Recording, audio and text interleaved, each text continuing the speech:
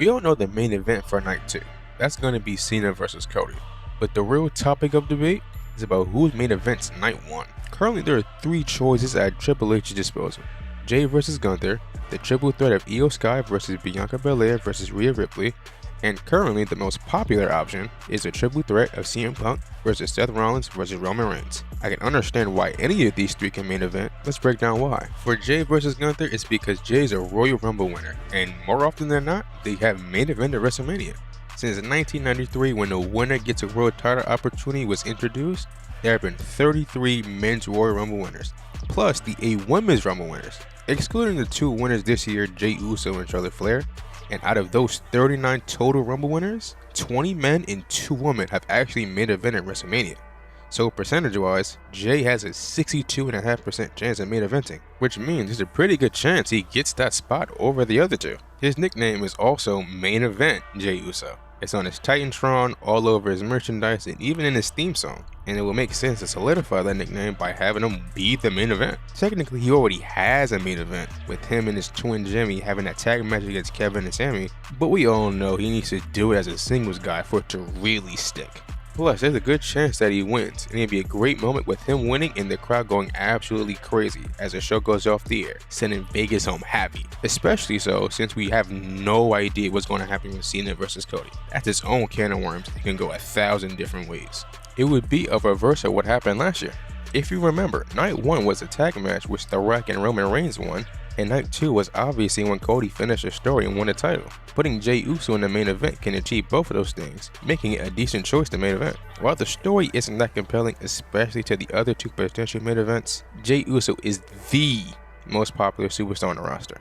If you don't think he's 1, he's definitely number 2. And why not crown one of your most popular guys in the main event of WrestleMania?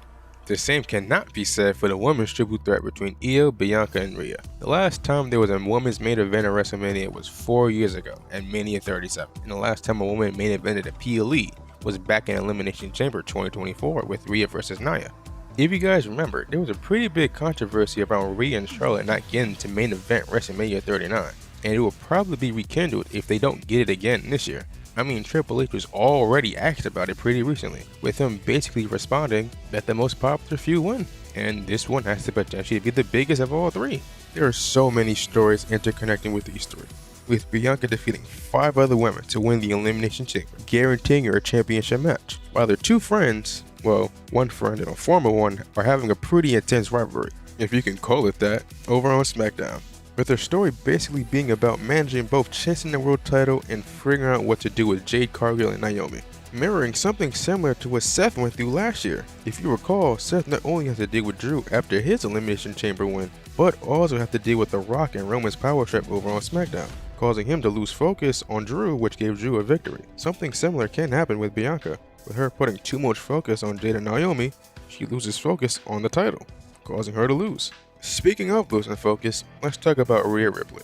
Right now, she's a bit hyper-focused on Bianca right now.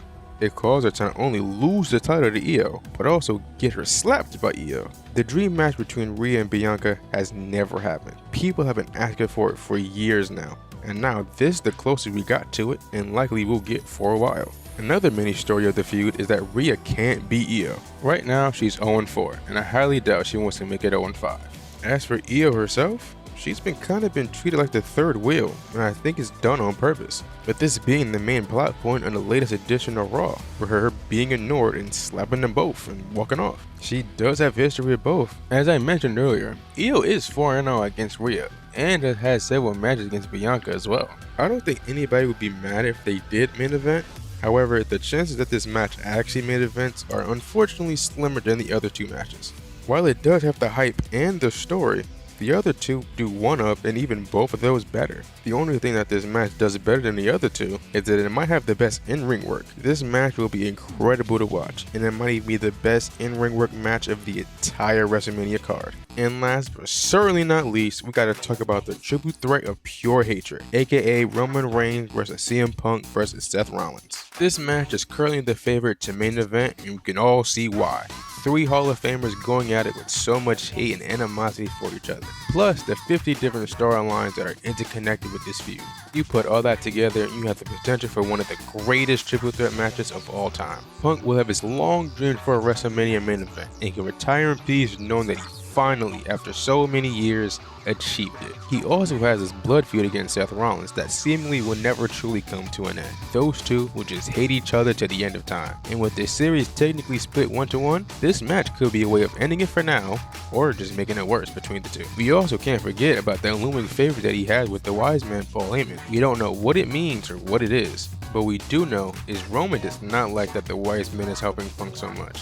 He let that be known with him attacking him right in front of the wise man to let him know that he's still the one and not so much to be messed with. And do I really need to explain his connection to Seth? Their hatred has lasted 10 years now, and I don't think it will end anytime soon. Seth even technically cost him the title because of the hatred towards each other. The legendary 1316-day reign came to an end because Roman couldn't let that hate go. Seth also technically cost him a Rumble win, with the two getting eliminated at the same time, ironically by Punk. And Seth crashed out after the match, causing Roman to get involved with this entire thing. If Seth would have just walked away, Roman probably wouldn't be looking for him. He would be doing his own thing. Let's be real, this match is probably going to main event, and it's my personal pick as well. And that's the second best story of the entire WrestleMania build, only behind Cena versus Cody. This is probably the most unpredictable match on the entire card. Like, who wins? Who gets pinned? What happens after? What is that favor that Punk is owed? Does Paul Heyman betray Roman Reigns? This match has so many loose ends to tie up, it adds even more intrigue. It is also one of the most anticipated matches on the card. Like, who does the crowd cheer for? Who gets booed? Do they cheer all three? Do they boo all three? I don't know, man. Only time will tell. What I do know is that no matter what match they decide on main event, it will be great. In my opinion, they can't go wrong, and all three have very valid reasons as to why they should main event. I do not envy Triple H right now.